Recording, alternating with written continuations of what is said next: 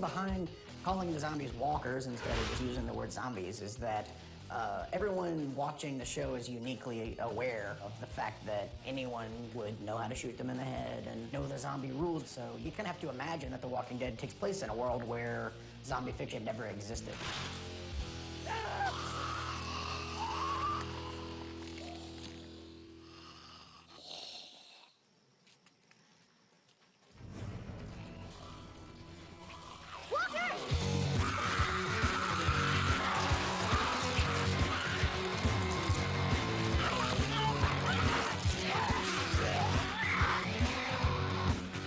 Working with zombies.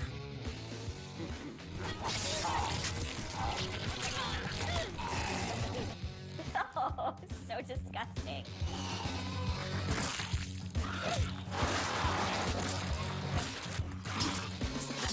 What I love about the walkers on the show is that it's all practical effects. Really crazy and gross and amazing at the same time. It's really gruesome. It's really grotesque. There's dead bodies everywhere, and it's like, I can't sleep at night. Definitely had nightmares where I'd wake up and there was like a walker in the bed.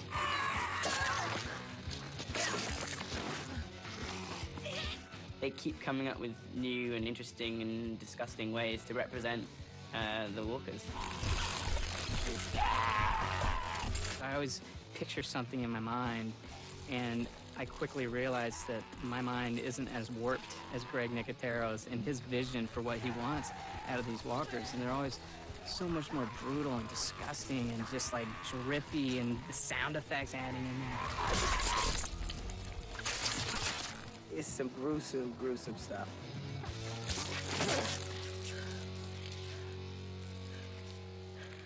Man, zombies have been part of pop culture since the late 60s, when George Romero created Night of the Living Dead.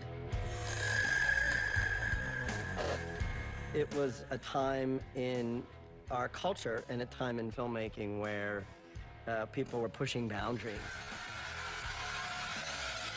These movies put right in front of people the horrors that they could have never imagined actually seeing. Unlike other zombie mythology, we've never really defined our zombies. It's been a very conscious effort to keep the walkers identifiable only as this sort of mass of decay that is overtaking the world, very much like technology. When we first started looking at how we were going to create the walkers, our creative team said something really interesting. For our world, the walkers are like sharks. They're a fact of life. They basically swim in the water and they attack you if they have an opportunity. They are a human-eating machine. When we started the show 8 years ago, we used the graphic novel as a basis for some of the design aspects. I loved the drawings and the sketches in the original comic book by Tony Moore. The zombies were particularly skull-like. The bone structure was really pronounced, playing with the placement, making the ears a little bit smaller and lowering the ears to make the top of the head look more skull-like. I took some of those cues from the comic book and then, of course, translating them into the three-dimensional on our performers was the next step.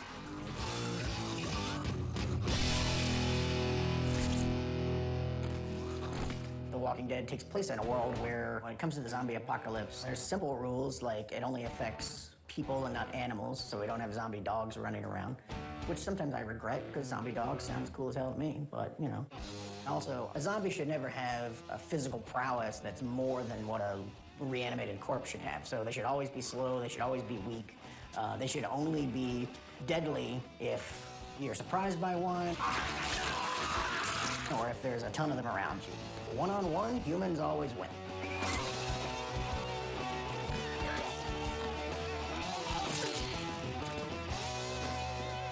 We do not ever want to violate those rules. The narrative does provide for some flexibility, but will we see any walkers singing opera? That's highly unlikely.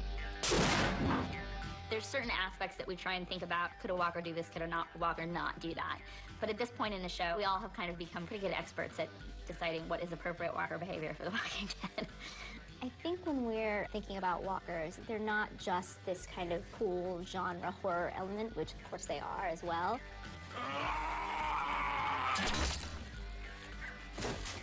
A lot of our inspiration for the different walkers that we see comes from how they can serve the story. How did these people become walkers? Like, what were they doing when they died? I'm sorry this happened to you.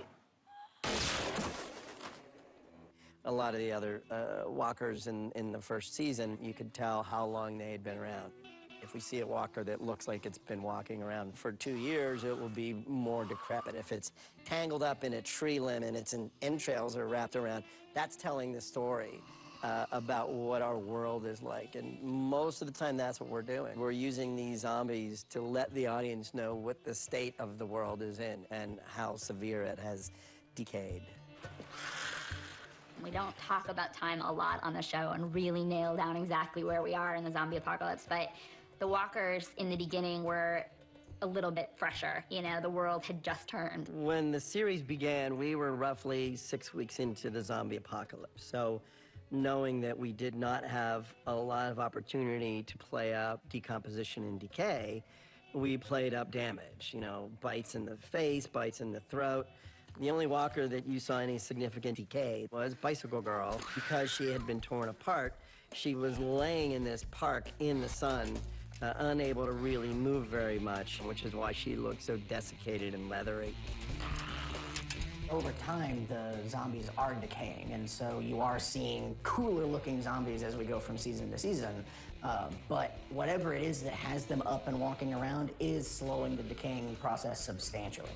I think a human body, it does rot way faster than our zombies rot. So knowing that between season 2 and season 3 and season 4 there would be a time jump, that gave us an opportunity to play up the passage of time in the prosthetics by seeing more decomposed skin, more bone showing, more teeth showing. So we really started allowing the design aesthetic to help tell our story. Well, she just got her arm chopped off, so we just gotta make it gross and nasty and awesome.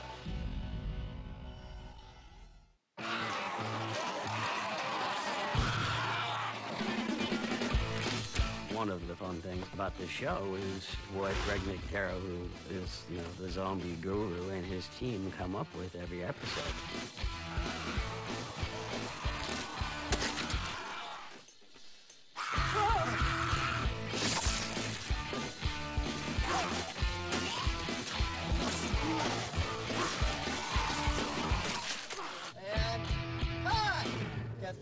Greg Nicotero and the K&B team bring all these walkers to life, and it's a pretty cool process. Putting a little KY-covered bacon in his throat, so David has something to grab onto and pull out. You know, a lot of times we'll start with an idea for a type of walker in the script, and then he will immediately, you know, start thinking about like, oh, I think I have a take on this, and he will send images back and forth with our showrunner, Scott, and by the time you show up on set, there's just some remote-controlled head that is moving around on the ground.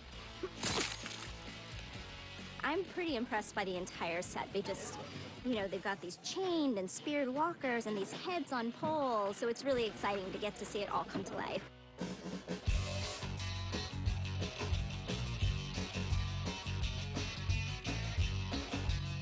I've been working on zombie movies all my career. I started with George Romero on Day of the Dead. That was my first job in 1984. So I've had the opportunity to revisit a genre that I love over and over again and develop, refine, and fine-tune the look of zombies.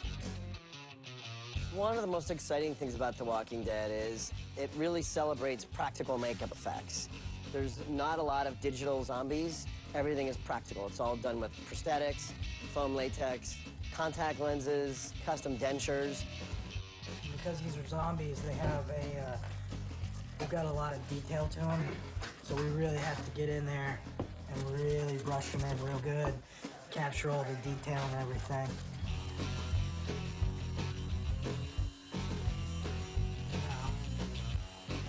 And then we get them, comes completely clean, just raw latex. And depending on what, stage of decay, they'll get a base tone put on, and then it's just a layering process for more and more colors to make them look dead, decayed, and they end up looking more like a finished zombie makeup. I love the texture and the detail of the rotted skin. So every season we just take it a little bit further. And it's really exciting to be able to do that. And you get the idea. I find working on walkers with Greg incredibly satisfying. And then it's just looking for different environments to distress the walkers with. I was pushing for these sand walkers. Dump trucks of sand had been poured on them to trap them, trying to show a more freeze-dried sort of walker. For the sewer zombies, that started as an idea of, oh, we can set walkers in the sewer. But then you hand that over to Greg and his team, and what they come up with are these mossy, filthy walkers that have been embedded into this tunnel that you don't know they're there. And then these characters come upon them and they fold out of the muck and sort of come up, and they're just, they're fantastic. It was amazing to see what we started with on the page, and then what he said, what we could do with this, what we can add to this to sort of bring it to life.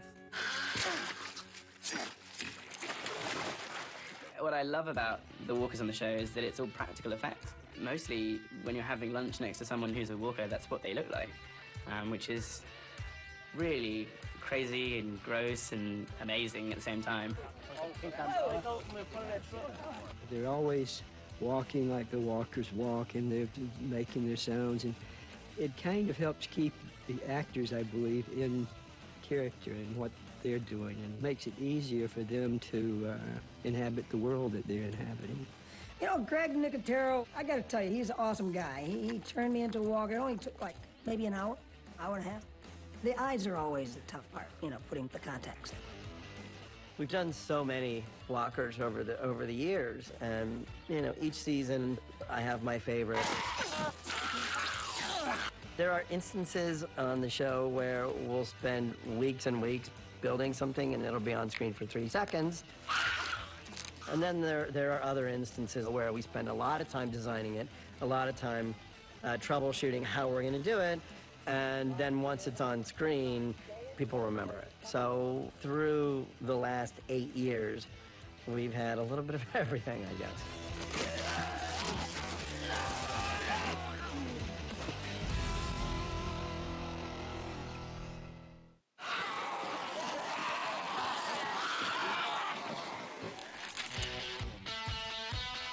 Try to find a balance between what's our great inspiration from the comic book, what do we want to stay true to, and then also what are some elements that we can switch up, like what's the remix that we can make with this.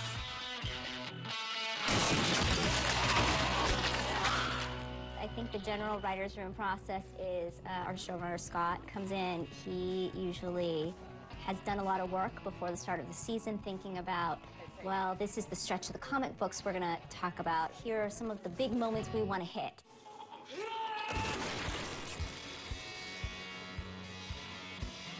You want to tell this great narrative, and you want to have these emotional moments, you want to have these great characters, but on top of that, just seeing a cool walker pluses the story and is just cool. Working on the walkers is one of the most satisfying parts of the job. Pull him up, yeah. Because the more you go like that, then boom, boom. That's gonna be great. I love working with art and bringing words to life with pictures, and with walkers, you're bringing words to life with sculpture. And Greg is an incredible partner on those things. We're going to want to gel blood around some of this stuff, too, because it's looking a little runny. So terrific, just describing what I'm hoping for, and then he just takes the ball and runs with it and pluses it. Like, there should be blood dripping off of this, right? Some of the most exciting moments on The Walking Dead are the initial conversations about the script, and Scott Gimple always leads the charge in terms of how he visualizes things. Fortunately, because Scott and I are very, very in sync visually, we have a great shorthand. Greg will call you into his office. He'll say, come on in, I got to show you something. And it's it's the preliminary sketches of what he wants to do with the walker that we've put into the script, sort of. So it starts with like your idea, but then it's how Greg is, how do I bring this to life? And he's giddy and he's happy and he's excited to show you this because these ideas are fantastic, and then you get to see it come to life. But it's sort of, it's all of us sort of contributing together to sort of bring the walker in this moment to life. Generally speaking, we start with an outline. A lot of times in the outlines, there will be an indication of a specific walker or a specific effect. As an example, in season 2, we had the well walker. Looks like we got us a swimmer. That particular zombie came out of a field trip that the writers took to K&D Effects. I had mentioned to Frank, I said, you know, you have all these great writers. Wouldn't it be cool if they came up and they walked through the shop and they saw everything that we were building? It might give them some cool ideas. Yeah, something that's always interesting for me is that a lot of times when you write walkers, it's one thing to write them, but it's another thing to see them brought to life. And a lot of times, like, I'll know sort of exactly what a walker should look like, but once you're on set and you see them for the first time, it's like, whoa, that's like, you just realize the artistry involved in doing something like that, and just the detail and the work and the time that it took to bring something like that to life is just amazing. Mopo, watch out, dog. Nice and easy. Just a little more.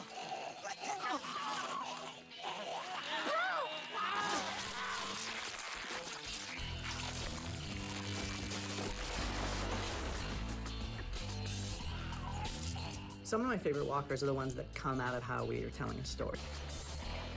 You know, we did one last season, which was those walkers that came out of the water. But what would those walkers look like?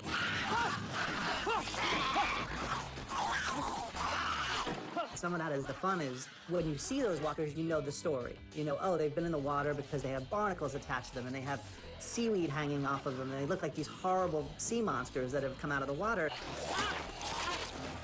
That's fun because it's scary and horrible, and you know, like we were saying, they're people and they've gone through this, and now they're these filthy, disgusting water monsters.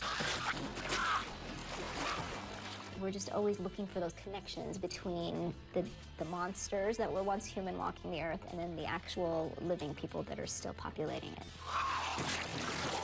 Doing this show, we've been so incredibly lucky to have this narrative to follow and to be inspired by. As far as how closely the show matches the comic books, it varies from episode to episode. I mean, there have been episodes of the show that have been, you know, that have scenes that are word-for-word dialogue from the comics and shot-from-shot panels from the comics. We are going to war! Yeah! And I think that mix is really great because you get to have those diehard fans get to, from time to time, have that familiar moment. Take it like a champ! Some of the challenges of adapting this comic into a series are just, you know, there are things that you can do very easily on the pages of a comic book that are harder to pull off on screen, you know? Sometimes I'm writing a comic and I'm like, I don't know, it'd be really cool if there was some crazy stuff in this comic at this point because it's been going over 100 issues and I don't know, maybe a guy has a pet tiger. Like, wouldn't that be weird? And then the first thought that comes into my head is, well, they're never gonna be able to do that on the show. Like, maybe I shouldn't do that to them. And then I'm like, no, don't be a sellout. Have some integrity. I forgot to say that Ezekiel has a tiger. You know, I always say you have a great story, great characters, and a great monster, and you mix them all together. And it's a very delicate balance. If you put too much of one in, the whole thing explodes. So our show treads that line so delicately and so perfectly because of Scott Gimple, because of the writers who are fantastic. I don't know what the hell's going on in the most wonderful way.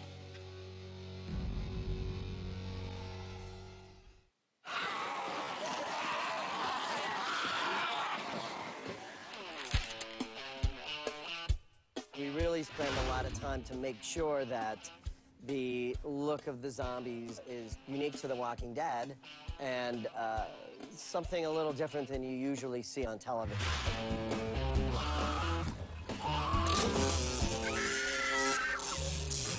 Playing a zombie is like Halloween for us, and anybody that does special effects makeup, any chance to have Halloween every day of the year, hell yeah. I've been a walker, I don't know, 5 times. My first day as a walker was in season 1. There's a scene where they come upon a walker in the woods eating a deer. Once they decapitated me in the heads there, of course, the head's still alive and snapping.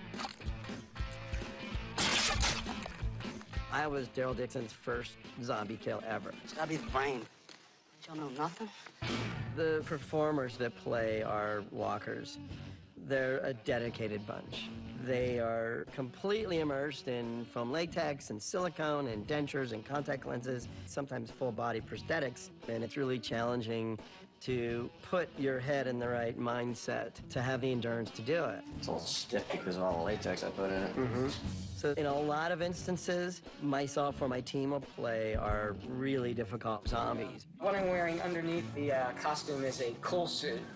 And what this is it helps keep my core temperature comfortable while I'm in the full walker suit.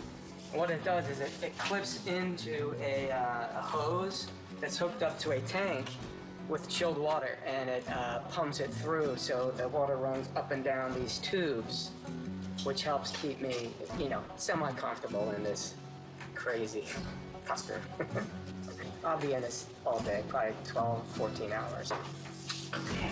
Gino played the Winslow Walker. Throughout the show, push this shell up. Gino has played many walkers over the years.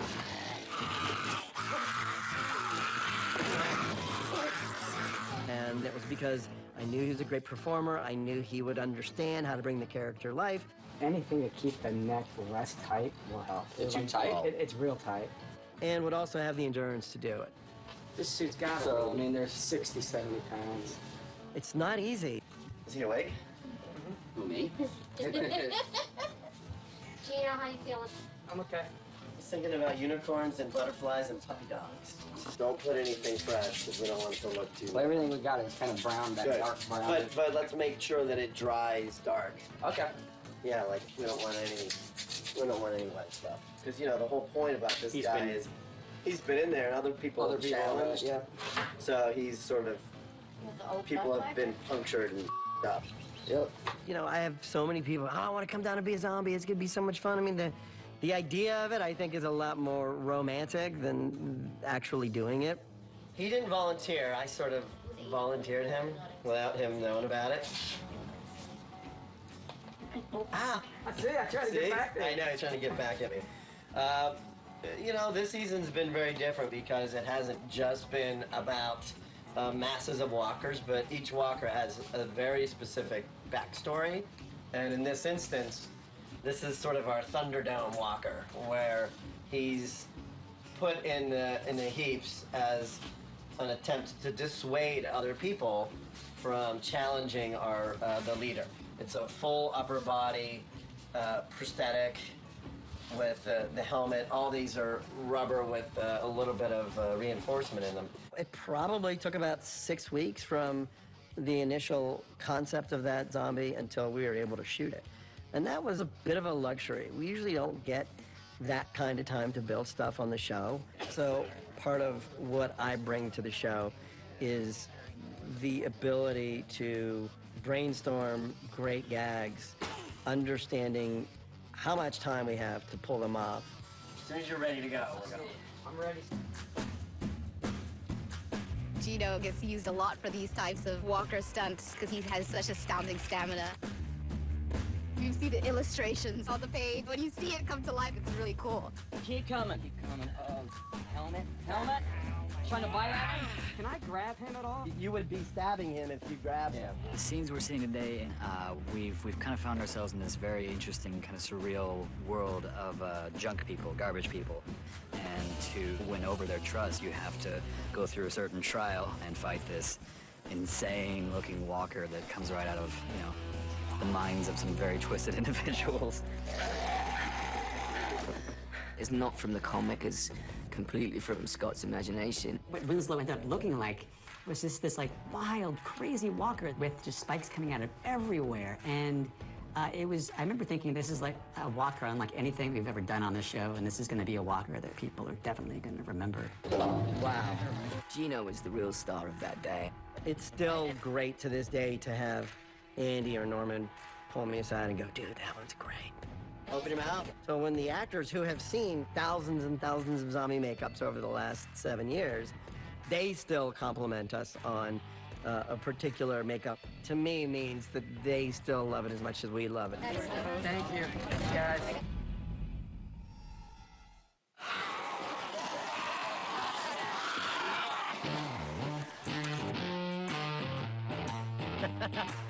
Do I have a favorite zombie? I like the bloated ones. I love all of those guys.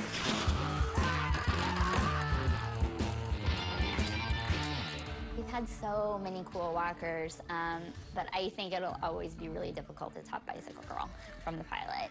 It was, I think, really what the show has come to do so well, which was a combination of makeup effects and visual effects. You know, it was an incredible full-body makeup, and then the digital erasing of her legs as she was crawling along. But more importantly, I think the best thing about that walker was she was incredibly sad. You could see that she had become an eating machine, but it was an incredibly sad eating machine. There was only part of her left. When you saw that walker, it was terrifying, but it was also heartbreaking. I'm sorry this happened to you. And I think that that combination set the tone for a lot of what we did in the future. The one that affected me the most was Sophie. We were always wondering, would Sophia be found safe? And she wasn't. And seeing her come out of the barn as a walker was devastating. And I think I've seen that episode 4 or 5 times, and I cry every time. That just, I think I dreamt about that for a couple of weeks.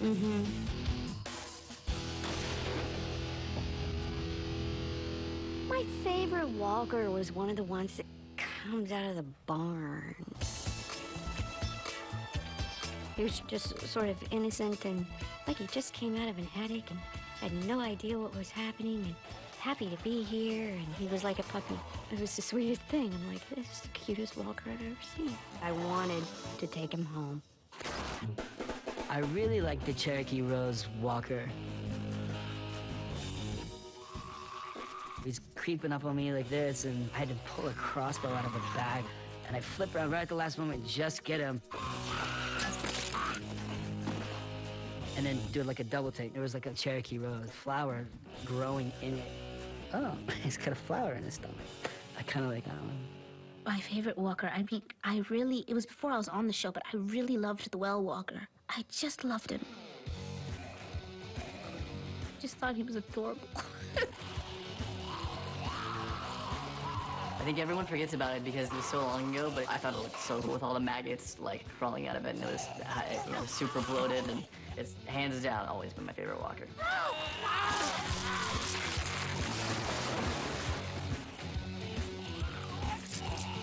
The well walker used to be my favorite walker. And then for me, like the one that I've actually personally experienced was what I affectionately call the poo walker. And there's just like a sewer zombie. He's got like poop on him and stuff. That guy had the most amazing dedication. Not only was he covered in this goo, he also had these very thick contacts. So you couldn't see more than a foot in front of him. Whenever people say they want to be a walker on the show, I'm like, I don't know if that's true. My favorite walker is Riot Gear Walker. Because that was just a fun moment for her as a character. You know, like learning how to actually take him down.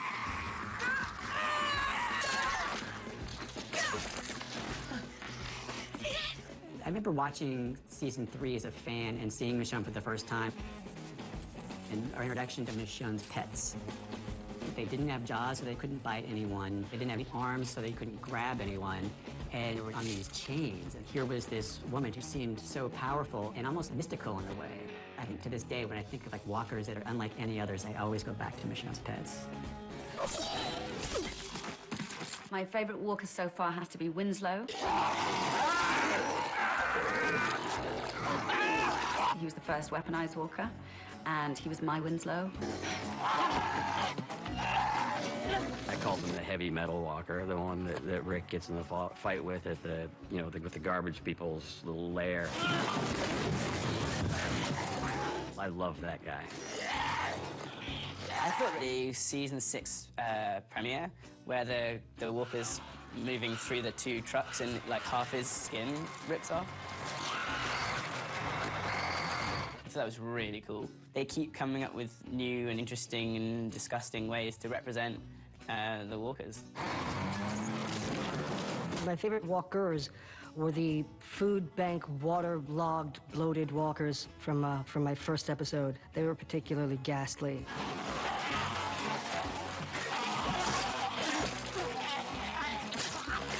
The more you're bloated with that kind of viscous, pussy nastiness that can be ripped and shredded open, spill out onto the ground, I think, the better.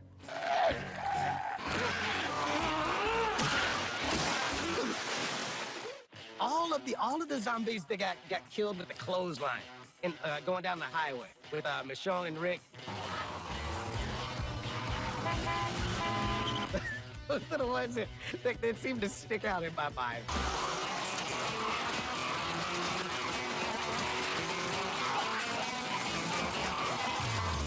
That's probably the most awesome zombie kill I've ever seen.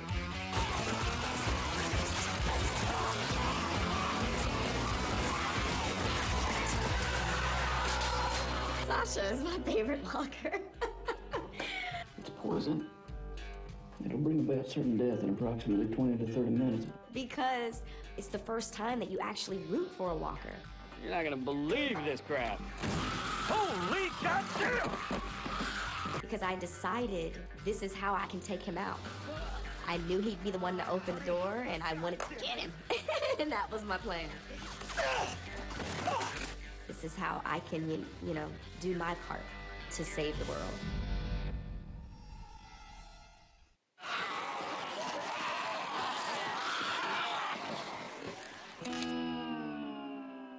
Okay.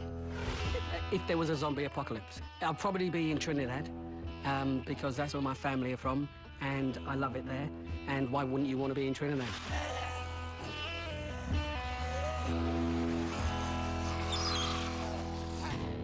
Where would I want to be? I'd want to be dead. You read the comic, you watch the show. When people are having fun, it's a very brief moment. Where are you going? I have to pee. Jeez, try to be discreet around here. Most of the people are miserable all the time. I don't want to be around for that. But if I absolutely had to be alive, a water park, that's fun. Those water slides are still going to be working. They have fences around those things so people can't get in without paying, so theoretically you'd be okay for a while there. There is a bit of mythology that says that zombies congregate in places that they may have a memory of. So you gotta go to the one place nobody ever wants to go. So it's like the dentist office. Wherever people would be like, I'm never going there at DMV. I think if you go to the DMV, you're set. You can renew your driver's license anytime you want, and no one will ever be there. It would definitely be a Costco because you'd have everything you needed. And it would probably be in the Rocky Mountains because just the terrain would be very difficult for the walkers to get up there. Definitely go to the Rocky Mountains and find yourself like a nice Costco. This is not sponsored by Costco, by the way. I'm not affiliated with Costco. I am King Ezekiel. Welcome to the kingdom. I got the best job in the world, and it's an easy answer. I would want to be Ezekiel. I'd want to be in the kingdom. I would want to have Jerry by my side. He's the happiest, biggest bodyguard next to Shiva you can possibly ask for. So there you go. Ba-dum-bum. I'd probably like to be on my farm because it's pretty self-sufficient and I've got plenty of weaponry up there.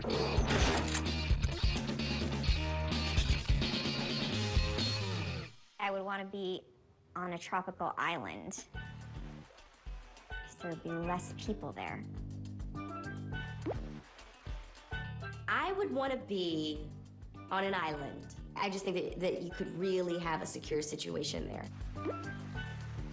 Well, I'd want to be on an island where I could just surf and eat bananas. Probably Costa Rica. No, I don't think anyone on the show would survive. I definitely don't think that I would end up surviving. Every single one of us would probably die really quickly in the zombie apocalypse. Like, we like to think we've got it down. We are so spoiled, we'd all be dead for sure.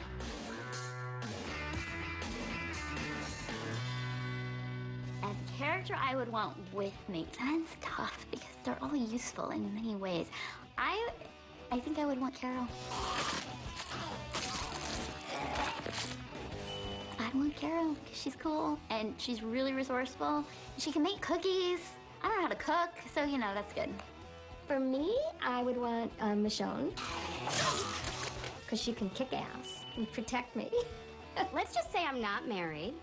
I'll hang with Daryl.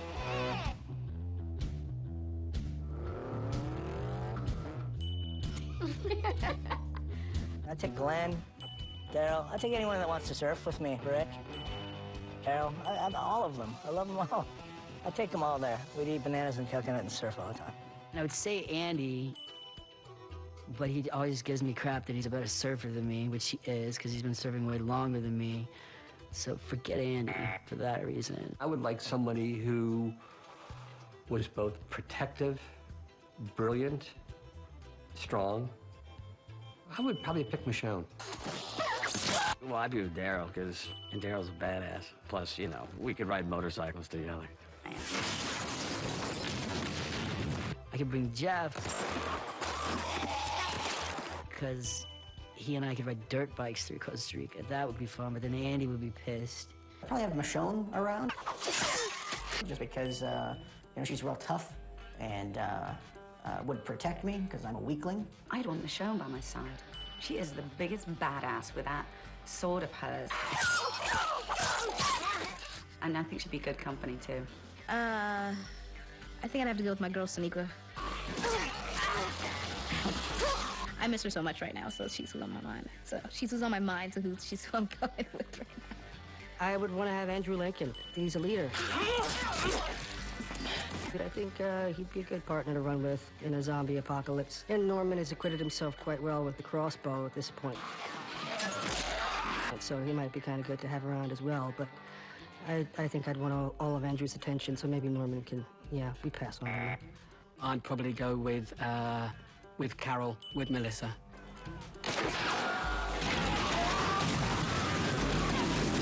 Because she's a huge amount of fun to be around, and we cook, so we'd make it. Actually, Carol's a lot of fun. Yeah, maybe I'd bring Melissa. She's a lot of fun as well. I could get her surfing. She'd probably be really good at it. To help and protect me, I have to say Carol. I wouldn't want Carol with me. All these other characters are really capable as well, but I trust Carol. In terms of cast member, that's hard to say. I really feel like I think we could all just like kill it. If we all did it together, I think we could kill it. Can I take everybody? I'm gonna take everybody.